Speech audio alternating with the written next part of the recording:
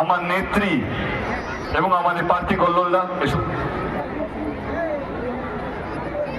যদি আপনাদের মনে হয় আমার দল, আমাদের নেত্রী মমতা ব্যানার্জি এবং আমাদের প্রার্থী আপনাদের হয়ে কাজ করেছে এবং আগামী দিনে কাজ করবে, তাহলে 23 তারিখে আপনাদের আশীর্বাদ, আপনাদের দোয়া, আপনাদের ভালোবাসার সঙ্গে সঙ্গে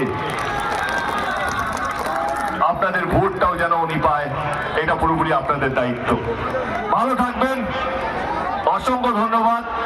এই গরমে আপনারা এতক্ষণ ধরে দাঁড়িয়ে আছেন, সত্যি মন থেকে ভালো লাগলো। দলের সমস্ত কর্মীদেরকে অসংখ্য ধন্যবাদ, সুন্দর পরিবেশ, সুন্দর একটা সভা তৈরি করার জন্য। I love you too. ভালো থাকবেন, আমার একটা প্রচার আছে, আমাকে সেখানে যেতে হবে, দেখা হবে খুব শীঘ্রই। Thank you so much, thank you guys, thank you.